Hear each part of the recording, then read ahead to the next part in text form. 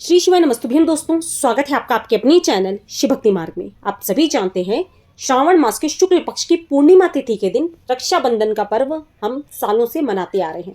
तो ऐसे में 19 अगस्त को पूर्णिमा तिथि पड़ रही है और सभी बता रहे हैं कि भद्रा का प्रारंभ हो जाएगा सुबह से। तो ऐसे में जो लोग सुबह के समय राखी बांधते हैं वो किस समय पर राखी बांधेंगे, या कुछ बहनें ऐसी है जिनका ऑलरेडी जो दूर से आती है रिजर्वेशन हुआ है, हमें जाना है, तो हम राखी कैसे बांधें, सुबह के समय हम क्या करें ऐसा कि हम अपने भाई को राखी भी बांध पाए और हमारा नियम भी हो जाए। और कुछ 5 विशेष बातें आप लोग के आज शेयर करने वाली हूं, जिससे सुनकर आप सब समझ पाएंगे कि हम 90% बहनें रक्षाबंधन के दिन ये गलतियां करते ही करते हैं।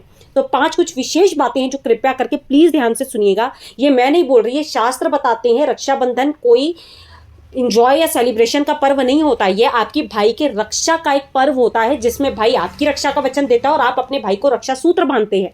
तो रक्षा सूत्र बांधते समय बहनों को कौन सी गलती नहीं करनी है, जिससे कि कई बार आप देखते होंगे भाई के जीवन में वो खुशहाली कई बार नहीं रहती है। देखिए, सभी बहनें कामना करती हैं उनका भाई खुश रहे, परंतु कुछ कार्य हमारे द्वारा भी ऐसे होते हैं जो शास्त्रों में विरुद्ध बतलाए गए हैं।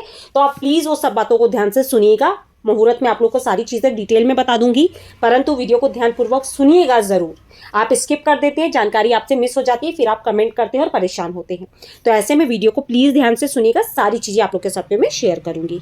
चलिए देर ना करते हुए वीडियो को प्रारंभ करते हैं। सबसे पहली बात शास्त्रानुसार जो बतलाई गई है, फाल्गुन में होलिका दहन और श्रावण यानी सावन के महीने में रक्षाबंधन कभी भी भद्रा काल में नहीं करना चाहिए। होलिका दहन भी भद्रा में नहीं होता और रक्षाबंधन भी कभी भद्रा में नहीं मनाया जाता। यानी कि अपने भाई की कलाई पर राखी बांधना भद्रा में बहुत अशुभ बतलाया गया है। कारण, जब रावण बहुत बड़े ज्ञानी और पंडित थे, उन्होंने भी भद्रा काल में शूर्पणखा द्वारा अपने हाथ पे राखी बंधवाई थी। तो आपने उनका जो भी परिणाम था सबने देखा, पूरी लंका को उसका सामना करना पड़ा जो भी उनके साथ हुआ। तो ऐसे में भद्रा के समय में राखी बंधवाना वर्जित बतलाया जाता है, क्योंकि भद्रा शनिदेव की बहन है और उन्हें ये श्राप मिला हुआ है, वो जिस भी मांगलिक कार्य में जाएंगी उसका जो परिणाम है वो अशुभ ही होगा। तो ऐसे में जो भी भक्तजन जो भी इस वीडियो को सुन रही हैं बहनें, भद्रा में राखी ना बांधे। अब भद्रा कब से लग रही है, जो अभी पता चला है, पंडित जी से भी मैंने बातचीत करी, हमारे भी पंडित जी से मैंने पूछा क्या सही है क्या गलत है, उन्होंने यही चीज़ बताई। जो भद्रा का समय है वो तो रात्रि से ही शुरू हो जाएगा, यानी 18 अगस्त की रात को 2:21 से रात में भद्रा लग जाएगी। और जिसका विशेष समय जो शुरू हो जाएगा ना भद्रा का, वो 6 बजे से दोपहर में 1:32 का विशेष समय रहेगा। तो इस बीच रक्षाबंधन का पर्व नहीं मनाया जा सकता। ठीक है, क्लियर हो गया आपको। 19 अगस्त के दिन 1:31 दोपहर के बाद ही राखी बांधी जाएगी।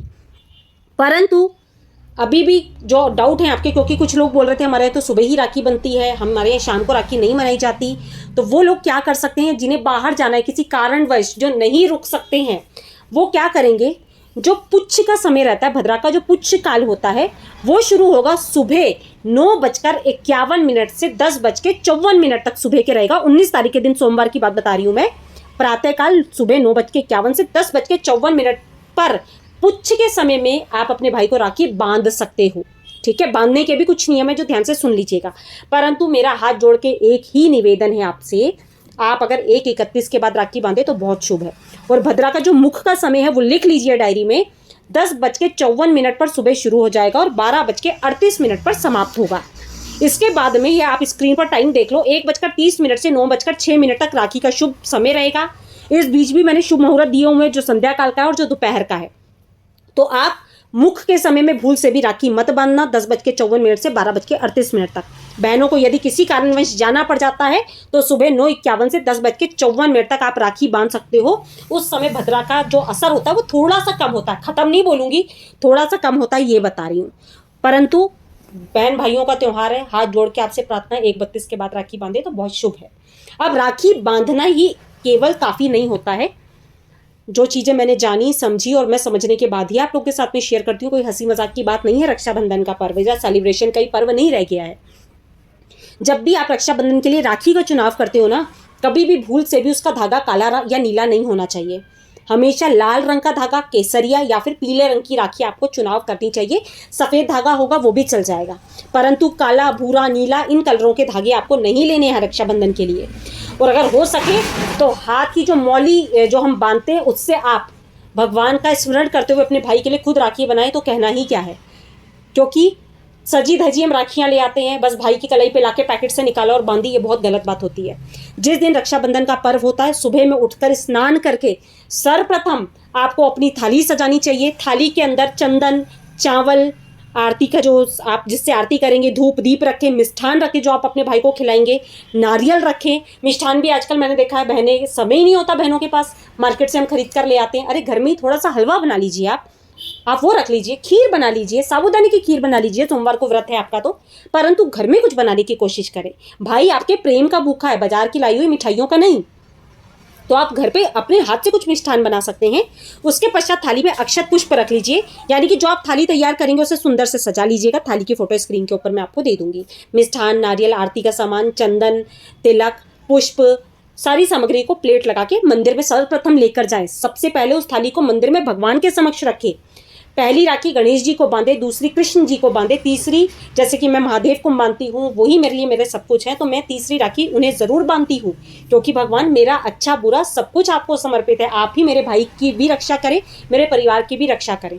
तो तीसरी राखी मैं हमेशा भगवान को बांधती हूँ। 3 राखियाँ बांधती हूँ, तो आप अपने अनुसार देख लीजिए, आप जिन भी भगवान को मानते हैं। फिर जो आपके भाई की राखी है उसको भगवान के चरणों में रखें, उस पर जल का छिड़काव करें, उसका तिलक लगाकर पूजन करें, उसको भगवान के चरणों में पड़े रहने दें सुबह से। उसके पश्चात आपको अपने भाई को ले जाकर बांधनी चाहिए। वरना होता क्या है, आजकल तो बस पैकेट से निकालते हैं, भाई की कलाई पे राखी सजा देते हैं। ये चीज़ सबसे ज़्यादा गलत होती है। अगर बहनें मेरी बात से अग्री करती हैं तो कमेंट बॉक्स में मुझे ज़रूर बताना, क्या अब तक हम ये गलतियाँ करते आ रहे थे। और एक चीज़ जो सारी बहनें हम करती आ रही है, मैंने भी ये गलतियाँ करी हैं, ऐसा नहीं है कि मैंने नहीं करी, जब मुझे नहीं पता था। अक्सर हम भाई के हाथ में नारियल देते हैं, उसकी गोद में रख देते हैं और हम राखी बांध देते हैं। या आजकल तो सूखे नारियल का गोले का चलन हो गया है, तो ये बात बहुत बेकार है। मैं कुछ बातें आप लोग के साथ में शेयर कर रही हूँ, उसे प्लीज़ ध्यान से सुनिएगा। राखी बांधते समय हमेशा अपने भाई का हाथ भरा हुआ रखें। भरा होने का अर्थ ये होता है, श्री का अर्थ होता है लक्ष्मी। श्रीफल को लक्ष्मी का स्वरूप माना जाता है। नारियल भाई के सीधे हाथ में रखें, हाथ में नारियल होगा तभी आप कलाई में राखी बांधें, जिससे कि आपके भाई के घर में हमेशा लक्ष्मी का निवास हो, श्री का निवास हो, जिसे हम श्रीफल कहते हैं। और यदि किसी कारणवश आपके पास नारियल नहीं है, उस समय पर आप भूल गए हैं नारियल लाना, तो हाथ में श्री का अर्थ होता है लक्ष्मी। श्रीफल जब हम देते हैं तो लक्ष्मी स्वरूप हम समझ के भाई के हाथ में रखते हैं। तो आप ऐसे में कुछ पैसे रख के भाई के हाथ पे राखी बांध सकते हैं, या फिर अक्षत के दाने रखकर भी राखी बांध सकते हैं। और एक नारियल से घर के प्रत्येक सदस्य राखी बंधवा सकता है। ऐसा नहीं कि आपके 4 भाई हैं तो 4 नारियल आपको अलग अलग लेकर आने हैं। एक ही नारियल से प्रत्येक भाई को आप राखी बांध सकते हो। भाभीियों को हमेशा सूखा गोला दिया जाता है और भाइयों को जल से भरा जो श्रीफल होता है वो दिया जाता है। परंतु आजकल का ट्रेंड क्या हो गया, हम बास्केट बनवा के लाते हैं, उसमें फ्रूट, चॉकलेट्स वगैरह उनके गिफ्ट होते हैं, वही भाई की गोद में रख देते हैं और हम राखी बांध देते हैं। ये नहीं करना चाहिए। परंपरा के अनुसार बदलिए, परंतु इतने ज़्यादा मत बदलिए कि वो हमारे ही जीवन के लिए हानिकारक होने लगे। तो बस आपसे यही प्रार्थना है कि छोटी छोटी बातों का ध्यान रखें।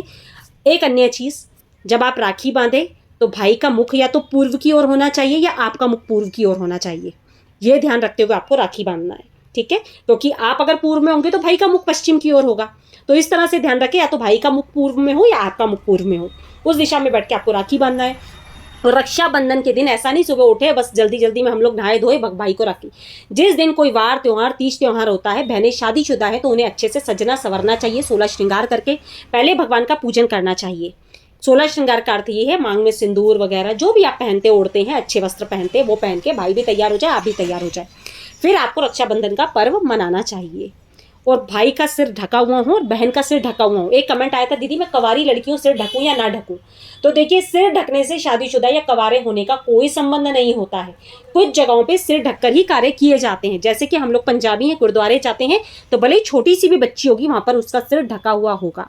तो सिर ढका होने का अर्थ बच्चे बड़े से नहीं होता है। किसी कार्यों में जो नियम शास्त्रों में बतलाए गए हैं उनका पालन हमें करना चाहिए। तो भाई का भी सिर ढका हुआ हो और आपका भी ढका हुआ हो, ठीक है। इसके पश्चात जब भाई राखी बंधवा ले बहन को, कुछ नियम अनुसार जितना देखिए भाई का सामर्थ्य हो, जो भी वो आपको देना चाहता है गिफ्ट स्वरूप, आप उसे रखें, खुशी खुशी रखें।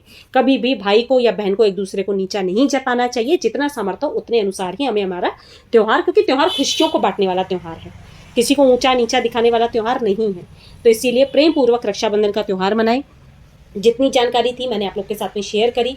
प्लीज़ वीडियो थोड़ा सा भी अच्छा लगा हो, मेरी बात से आप सहमत हो तो वीडियो को लाइक करने के साथ साथ प्लीज़ चैनल को सब्सक्राइब करना बिल्कुल मत भूलिएगा। मिलते हैं अपने नेक्स्ट वीडियो में, तब तक के लिए श्री शिवाय नमस्तुभ्यम, जय माता रानी दोस्तों।